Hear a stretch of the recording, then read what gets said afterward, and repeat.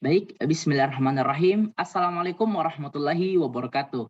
Nama saya Muhammad Taram Hakim dengan NIM D101211050 dari kelas PWKB Fakultas Teknik Universitas Hasanuddin. Pada kesempatan kali ini saya akan mempresentasikan hasil kerja saya, hasil tugas saya dari mata kuliah Wawasan Sosial Budaya Maritim dengan judul Suku Bajo Sang Aquaman Sejati. Ya, pada kesempatan kali ini saya akan membahas 5 topik yang berkaitan dengan judul besar tadi. Yang pertama yaitu sejarah dari suku Bajo.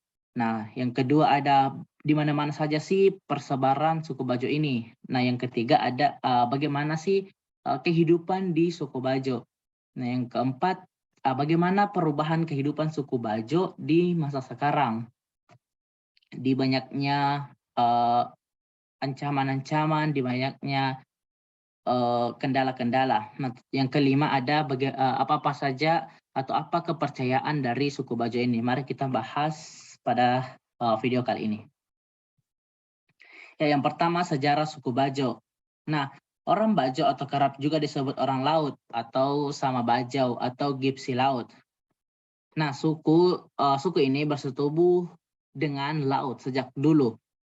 Kini tersebar di Kalimantan, Sulawesi, Nusa Tenggara, hingga Filipina bagian selatan. Nah, asal muasal suku Bajo belum diketahui secara pasti oleh para peneliti dan sejarawan. Hal ini dikarenakan orang-orang Bajo tidak memiliki tempat tinggal yang tetap.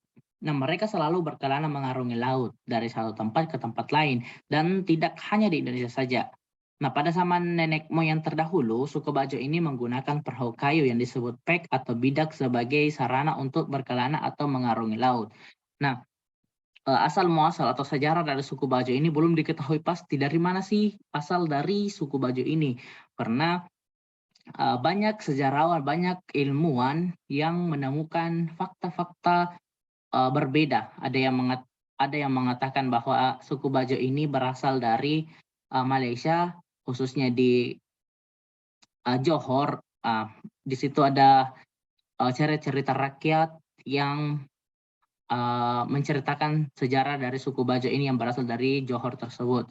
Ada juga yang mengatakan suku Bajo ini berasal dari Filipina. Ada juga mengatakan bahwa suku Bajo ini berasal dari Indonesia, khususnya di Kabupaten Bone. Bahkan saya pernah membaca satu artikel, suatu referensi.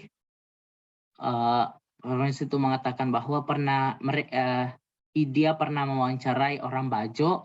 Nah, orang Bajo ini, orang suku Bajo ini mengatakan bahwa dirinya itu berasal dari Kabupaten Bone di Sulawesi Selatan, di mana di Kabupaten Bone tersebut ada kampung yang namanya itu Kampung Bajo. Jadi kesimpulannya itu asal muasal dari suku Bajo ini belum diketahui pasti, masih ada perdebatan-perdebatan dari para sejarawan. Nah, terus persebaran suku Bajo. Nah, di sini saya bagi 4 negara. Yang pertama suku Bajo itu juga ada di Filipina, ada juga di Thailand, ada juga di Malaysia, dan tentunya di Indonesia. Dan di Indonesia sendiri ini tersebar di mana-mana. Ada di Kalimantan Timur, Kalimantan Selatan, Sulawesi Utara, Nusa Tenggara Timur, Nusa Tenggara Barat, dan lain-lain. Dan lain-lain dimaksud di sini adalah wilayah di bagian timur Indonesia. Nah, selanjutnya bagaimana kehidupan suku Bajo, baik dari kehidupan ekonominya, sosialnya, atau bahkan budayanya. Nah, untuk ekonominya sendiri, suku Bajo ini tentunya perekonomian suku Bajo ini tentunya itu berasal dari atau berada di lautan. Jadi karena mereka ini tinggal di lautan, sehingga perekonomiannya juga bahkan rata-rata semuanya berada di laut. Nah, kepandaian, kecerdasan suku Bajo saat melaut tidak perlu diragukan lagi. Nah, cara mereka menangkap ikan pun berbeda-beda. Nah, berbeda. Nah, bahkan dengan bukan dengan jala. Nah, biasanya nelayan di sekitar kita itu biasa menggunakan jala, mereka itu tidak menggunakan jala, tapi dengan rumpon. Nah, rumpon merupakan tumpukan bambu yang diikat menjadi satu. Mengapa bambu? Karena mereka menganggap bahwa bambu itu tidak akan tenggelam. Jadi rumpun ini berfungsi sebagai tempat berkumpulnya ikan-ikan kecil yang menjadi makanan ikan tuna. Nah, karena bentuknya mengambang, maka rumpun diikat dengan tali yang diberikan pemberat sampai ke dasar laut. Jadi jika rumpun ini sudah dihuni banyak ikan-ikan kecil, ya, jika sudah dihuni banyak ikan-ikan kecil, maka rumpun ini dipancing dengan alat ririnta. Oh ya, biasanya di atas rumpun itu dibangun rumah untuk para nelayan untuk beristirahat. Nah, ririnta ini adalah artinya itu dari bahasa dari Bajo, artinya itu adalah penangkap ikan atau alat tangkap ikan. Nah, ririnta bukan hanya menangkap satu ikan. Alat tersebut bisa menangkap bahkan sampai 10 ikan kecil. Nah, nantinya ikan-ikan tersebut, ikan-ikan hasil dari ririnta dan rumpon ini, itu akan dijual ke nelayan penangkap tuna. Jadi ikan-ikan kecil tersebut akan dijadikan umpan untuk memancing ikan tuna. Nah, terus bagaimana kehidupan sosial suku Bajo? Nah, perubahan pola pemukiman dari laut ke darat menyebabkan orang Bajo mengalami perubahan nilai sosial nilai sosial yang anut.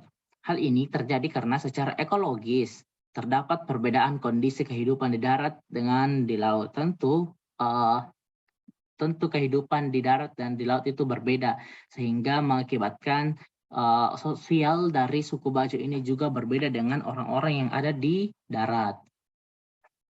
Nah, pada awalnya suku Bajo hidup dan berlayar secara berkelompok, di mana sekelompok perahu yang berlayar bersama-sama dan berlaut bersama-sama.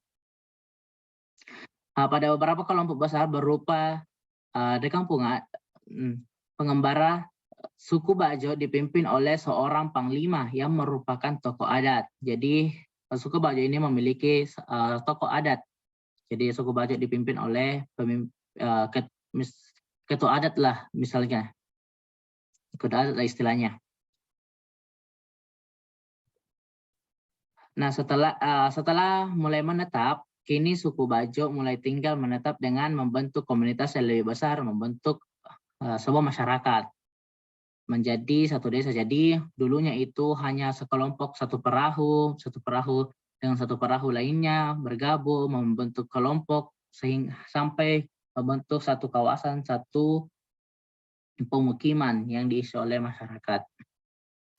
Nah, pola-pola hubungan yang terjadi yaitu orang darat sebagai pemilik modal. Nah, jadi orang darat sebagai pemilik modal, pemilik perahu, dan pemilik alat tangkap. Jadi orang Bajo sebagai anak buah yang hanya mengandalkan tenaga, kemudian menyerahkan ikan-ikan itu ke orang-orang yang ada di darat. Jadi hasil-hasil tangkapan mereka yang ada di laut itu mereka kasihkan, mereka menjual kembali ke orang-orang darat. Jadi mereka hanya mengandalkan tenaganya saja. Ya, sekarang kita bagaimana membahas tentang kehidupan budaya dari suku Bajo. Nah, ada 4 kebudayaan suku Bajo yang masih bertahan sampai sekarang. Yang pertama ada upacara Sangatna atau Sakina. Nah, upacara ini dilaksanakan saat seorang perempuan sedang hamil di usia 2 hingga 3 bulan. Nah, terus yang kedua ada upacara Campaniga. Nah, upacara ini dilaksanakan ketika seorang perempuan hamil dan merasa akan segera melahirkan. Maka pihak keluarga akan membuat tenda dari train yang dipasang di depan rumah. Yang ketiga ada upacara hitanan atau hitan. Upacara ini dapat dilakukan ketika anak memasuki usia 5 hingga 6 tahun yang dilakukan oleh dukun setempat. Jadi mereka masih menggunakan dukun untuk prosesi hitanan atau bahasanya itu sunat. Nah, yang terakhir ada upacara berlayar ke laut. Jadi sebelum mereka berlayar, itu para nelayan pasti menyiapkan sesajen berupa telur ayam kampung dan daun sirih untuk ditarungkan. Jadi itu adalah adat-adat mereka atau budaya mereka. Nah, bagaimana sih perubahan kehidupan suku Bajo sekarang? Nah, ada 4 poin di sini. Yang pertama ada mitos dari Sovereign Gading. Nah, mitosnya ini munculnya orang Bajo. Nah, mitos ini berawal dari Saweri Gading yang berasal dari Usuk Cerakang, Kabupaten Lu, Sulawesi Selatan.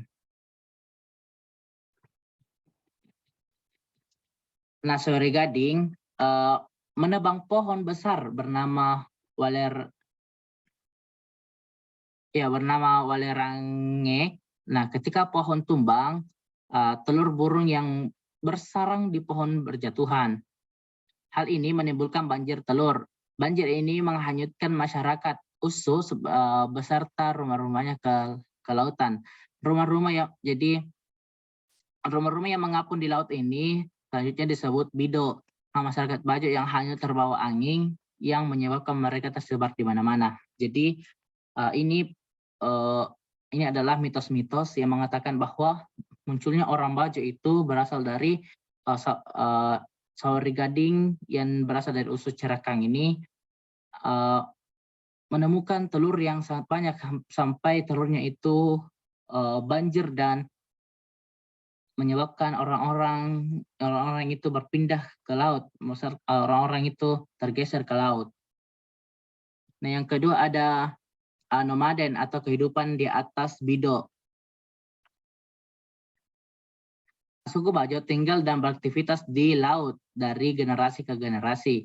Mereka mulai menganggap laut merupakan karunia dari Tuhan Yang Maha Esa yang diberikan kepada nenek moyangnya. Nah, suku Bajo mulai mengarungi lautan hingga ke Asia Tenggara. Ciri utama periode ini adalah segala aktivitas utama dilakukan pada bido secara berpindah-pindah. Jadi bido itu adalah tempat atau rumah mereka yang berada di atas laut. Daratan hanyalah tempat perlindungan sementara, semisal ketika ada badai dan mendapatkan kebutuhan air tawar. Jadi mereka itu menganggap darat itu hanya sementara dan laut itu selamanya. Nah, pada periode ketiga, jadi periode pertama itu mitos Saweri Gading, terus periode kedua ada nomaden, terus sekarang periode ketiga masa transisi atau beranjak ke pantai. Jadi awalnya itu munculnya Saweri Gading, terus setelah muncul mereka hidup di tengah laut dengan membangun bido atau rumah di atas laut, terus mulai masa ke transisi atau mulai ke pantai.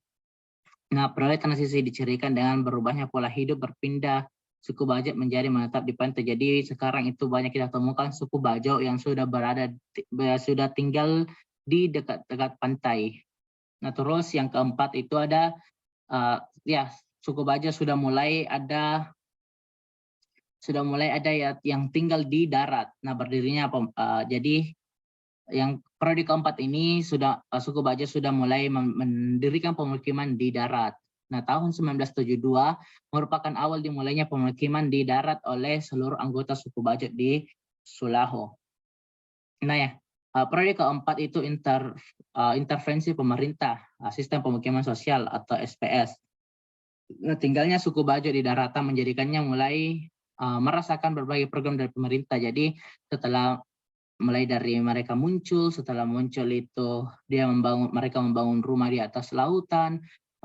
Setelah membangun di atas lautan, mereka mulai berpindah ke dekat pantai, terus sampai ke darat. Di darat ini sudah mendapatkan bantuan-bantuan dari pemerintah, sudah merasakan dampak dari pemerintah. Nah, selanjutnya apa sih kepercayaan dari suku Bajo? Nah, pada umumnya masyarakat suku Bajo ini beragama Islam, tetapi mereka tetap juga mempercayai roh-roh leluhur yang ada di laut. Sehingga budaya melaut yang dilakukan tidak terlepas dari mantra-mantra yang dilontarkan disertai dengan sesajen-sesajen. Seperti yang saya bilang tadi, waktu upacara sebelum berlaut, orang Bajo itu menyediakan sesajen yang dibuang ke laut untuk dipersembahkan buat dewa laut. Jadi mereka masih menganggap bahwa di laut itu ada dewa yang membantu mereka dalam mengarungi laut. Ini daftar pustaka dari saya, ada dari indonesia.go.id, ada dari penulisnya Bona pada tahun 2016, ada Nurhalisa yang dikeluarkan oleh Jurnal Komunikasi Universitas Garut. Ya, sekian dari saya. Terima kasih. Wassalamualaikum warahmatullahi wabarakatuh.